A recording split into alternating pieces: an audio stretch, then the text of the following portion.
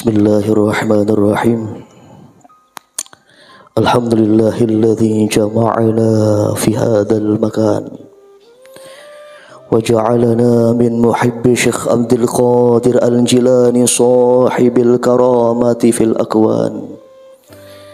Allahumma salli wa sallim wa barik ala sayyidina Muhammad habibir rahman wa ala alihi wa ashabihi wa man tabi'ahum bi'ihsan ila akhir zaman. Allahumma minka wa bika wa ilaika wa la hawla wa la quwwata illa bika. Hadirin wal hadirat jamaah zikir manaqib kubra rahimakumullah. Sebelum kita mulai kajian tafsir dalam kitab Nida'ul Mu'minin min kalami Rabbil Alamin, alangkah baiknya kita mulai dengan mengupas sedikit manaqib daripada imam kita Sultanul Awliya Sayyidina Syekh Abdul Qadir Al-Jilani Al-Hasan Al-Husaini qaddasallahu sirrah. Karena dengan menyebut para awliya, Allah subhanahu wa ta'ala menurunkan rahmat-rahmatnya di sana. Apalagi kalau yang kita sebutkan ini seorang awliya yang memiliki maqam Sultanul Awliya atau rajanya para awliya. Hadirin wal hadirat jamaah zikir manaqib kubra rahimakumullah. Dalam kitab Bahjatul Asrar, Syekh Abdul Qadir Al-Jilani qaddasallahu sirrah, beliau pernah berkata, kata beliau, Allah subhanahu wa ta'ala memberikanku sebuah kitab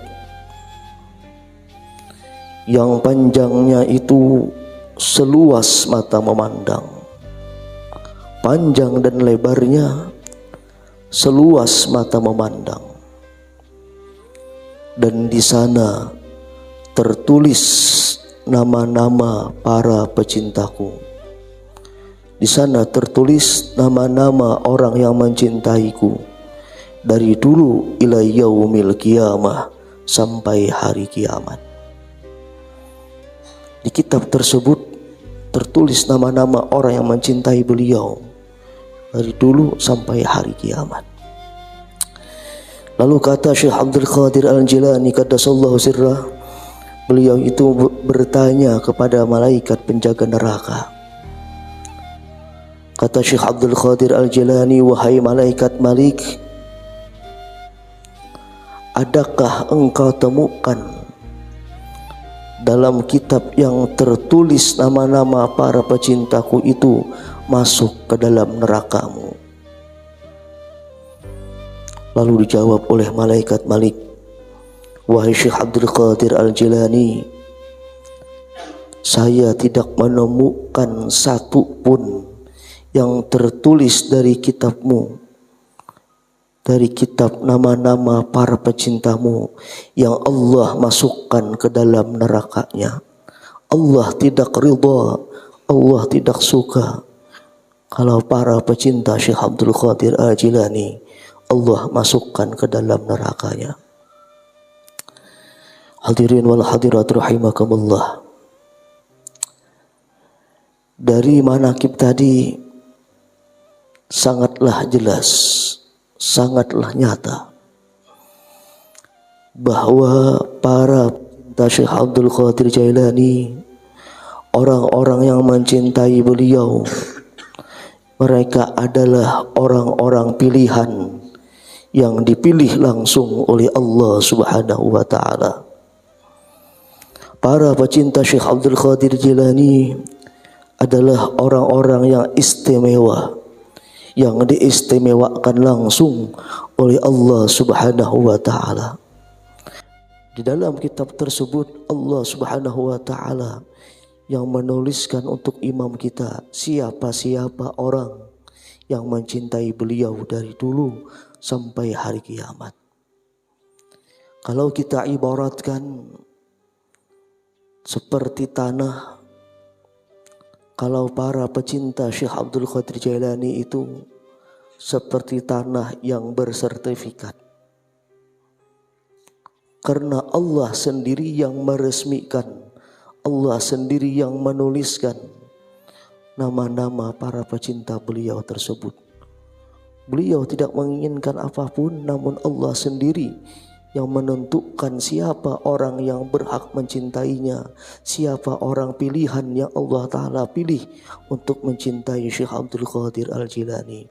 Ini merupakan karomah yang luar biasa daripada imam kita Syekh Abdul Qadir Al-Jilani. Hadirin wal hadirat jamaah zikir manaqib kubra rahimakumullah.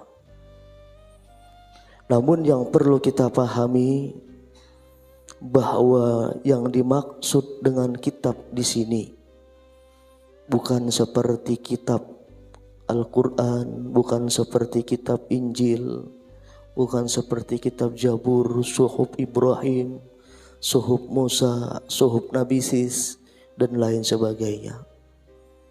Namun yang dimaksud kitab di sini adalah sebuah lembaran yang begitu panjang dan lebarnya, selebar mata memandang. Ini merupakan kemuliaan atau karomahnya Syekh Abdul Qadir Jailani, bukan seperti kitab-kitab yang Allah turunkan kepada para nabi-nabi. Hadirin wal hadirat jamaah zikir manaqib kubra rahimakumullah.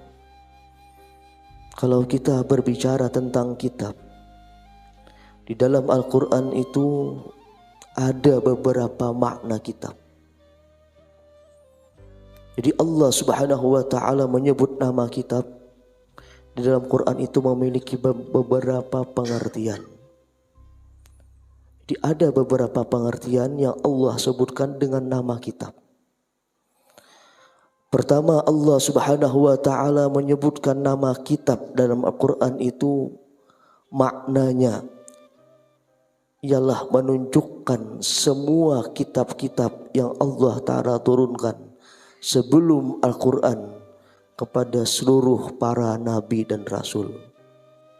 Jadi ada kitab dulu yang maknanya kitab tersebut ialah kitab-kitab sebelum Al-Quran, kitab-kitab yang Allah Ta'ala turunkan kepada seluruh para nabi dan para rasul. Yaitu seperti firman Allah Subhanahu wa Ta'ala dalam Quran surah An-Nisa di ayat 136.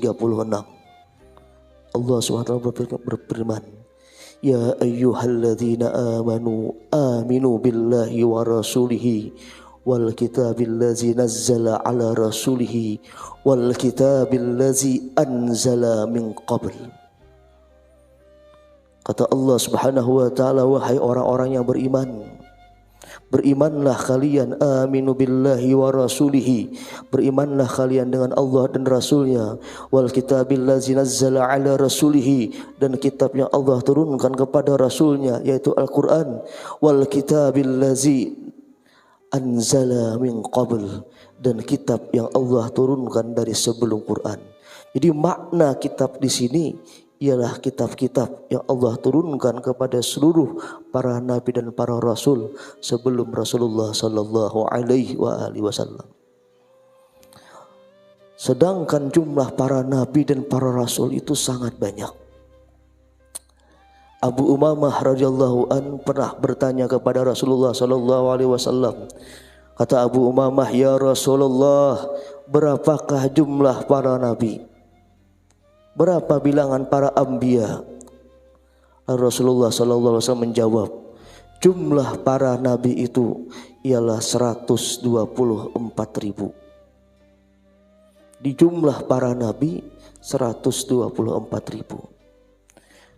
Lalu Abu Umamah bertanya lagi, ya Rasulullah, berapa jumlahnya para rasul? Lalu Rasulullah menjawabnya, jumlah para nabi dan rasul ada 315. Kalau riwayat daripada Abi Dzar ada sedikit perbedaan. Kalau Abu Umamah mengatakan jumlah rasul ada 315, sedangkan riwayat daripada Abu Dzar jumlah rasul itu ada 313.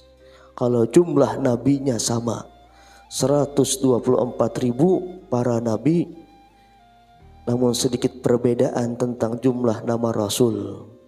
Kalau riwayat Abu Umamah 315, sedangkan riwayat Abu Dzar ada 313. Ini jumlah para nabi dan para rasul. Meskipun yang kita hafal cuma 25, namun mereka sebenarnya ada 313, mengatakan 315.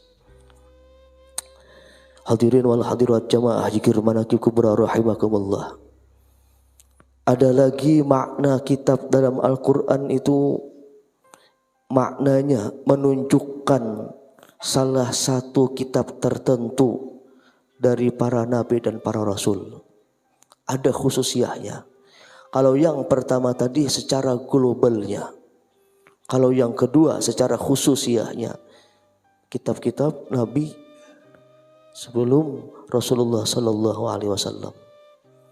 Bisa kita lihat Quran surah Al-Isra di ayat kedua.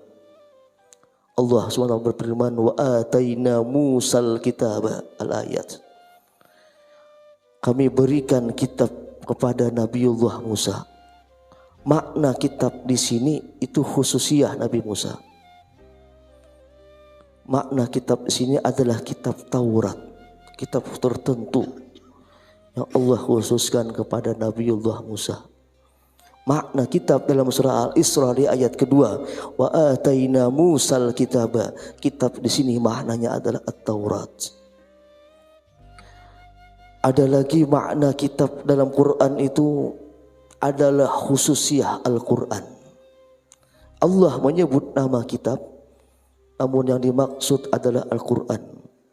Bisa kita lihat Quran surah Ali Imran di ayat ketiga. Nazzala alaikal kitaba bil haqq. Kami turunkan kepada engkau hai Muhammad kitab dengan kebenaran. Makna kitab dalam Quran surah Ali Imran di ayat ketiga, maknanya adalah khususiyah Al-Quran. Jadi ada beberapa makna kata kitab dalam Quran. Hadirin wal hadirat jamaah zikir manaqib kubra rahimakumullah. Menurut Syekh Muhammad Nu'aim Yasin, bahwa nama kitabullah sekarang ini yang hak dikatakan cuma Al-Quran. Kata seorang doktor Muhammad Nu'aim Yasin, kata beliau di zaman sekarang ini yang berhak mendapatkan predikat kitabullah itu cuma Al-Quran.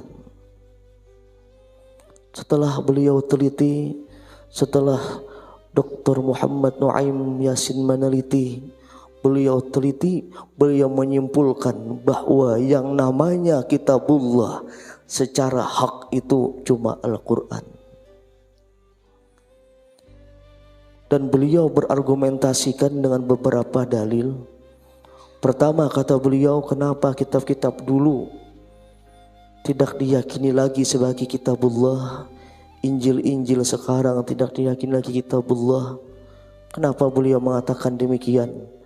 Karena kata Dr. Muhammad Nu'aim Yasin, kata beliau pertama, bahwa naskah kitab-kitab terdahulu sekarang ini sudah tidak terpelihara lagi. Naskah-naskah kitab terdahulu yang Allah turunkan kepada para nabi sebelum Rasulullah sallallahu alaihi wasallam, naskahnya tidak lagi terpelihara. Dan yang kedua kata beliau, kenapa hanya Al-Quran yang bisa dikatakan kitabullah secara hak? Karena kitab-kitab sekarang itu sudah tercampur tafsir bahasa-bahasa mereka. Sudah tercampur tafsir pemahaman-pemahaman mereka. Bahkan diterjemahkan dengan berbagai bahasa. Itu kenapa beliau meyakini cuma Al-Quran saja yang hak dikatakan kitabullah.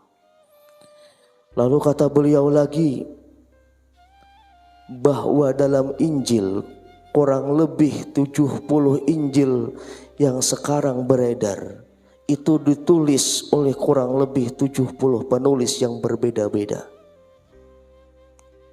Kurang lebih 70 Injil yang beredar sekarang itu penulisnya kurang lebih 70 penulis yang berbeda-beda pula. Sehingga diragukan siapa penulis yang sebenarnya. Lalu yang terakhir kata beliau, bahwa dalam kitab-kitab tersebut banyak penyebutan sesuatu yang batil tentang Allah dan juga Rasulnya, sehingga diragukan keabsahannya. Banyak hikayat-hikayat, banyak penyebutan-penyebutan tentang Allah dan Rasulnya yang batil dalam kitab-kitab tersebut, sehingga beliau simpulkan bahwa cuma Al-Quran kitabullah yang. Hadirin wal hadirat jamaah zikir manaqib kubra rahimakumullah. Beda halnya dengan Al-Quran. Kalau Al-Quran ini terjamin keabsahannya, terjamin keasliannya, terjamin keoriginalannya. Karena Allah SWT sendiri yang berfirman. Kata Allah Subhanahu wa taala dalam Quran surah Al-Hijr di ayat 9. Inna nahnu nazzalna dzikra wa inna lahu lahafizun. Kata Allah Subhanahu wa taala, sesungguhnya kami yang menurunkan Quran dan kami pula yang memeliharanya. Inna nahnu nazzalna dzikra wa inna lahu lahafizun. Allah sendiri yang menjamin keasliannya, keabsahannya, keoriginalannya Quran. Karena Allah sendiri yang mengatakan, kami yang menurunkan Al-Quran, kami sendiri yang memeliharanya. Al-Hijr di ayat 9. Dan Allah Subhanahu wa taala sendiri memberikan tantangan kepada siapa saja yang ingin memalsukan Al-Quran. Allah berikan tantangan kepada mereka dalam Quran surah Al-Baqarah ayat 23. Apa kata Allah dalam surah Al-Baqarah ayat 23? Wa in kuntum fi raibin mimma nazzalna ala abdina fa'tu bi suratin min mislihi wa da'u syuhada'akum min dunillah in kuntum shadiqin. Kata Allah Subhanahu wa taala, in kuntum fi raibin mimma nazzalna ala abdina. Jikalau kalian ragu pada sesuatu yang kami turunkan atas hamba kami Muhammad sallallahu alaihi wasallam, jika kalian ragu tentang Quran, fa'tu bisuratim mim misli. Allah memberikan tantangan, datangkan kata Allah satu surah saja dari Quran. Allah cuma minta satu surah saja. Kalian bikin yang menyamai Quran dari segi mantiknya, dari segi balaghahnya, dari segi keindahan kata-katanya. Datangkan satu saja kata Quran. Fa'tu bi suratin min misli wa da'u syuhada'akum min dunillah in kuntum shadiqin. Allah berikan tantangan lagi, panggil penolong-penolong kalian dari selain Tuhan. Seru penolong-penolong kalian dari selain Tuhan jika kalian benar bisa memalsukan Al-Quran. Allah berikan tantangan, Allah berikan jaminan kepada Al-Quran. Inilah luar biasanya Al-Quran yang Allah turunkan kepada Rasulullah sallallahu alaihi wasallam. Aqulu qawli hadza wa astaghfirullahal azim li wa lakum wa lisairil muslimina wal muslimat wal mu'minina wal mu'minat bi sirrin nabi wa ali nabi wa bi haqqi Syekh Abdul Qadir Al Jilani wa bi sirril Fatihah.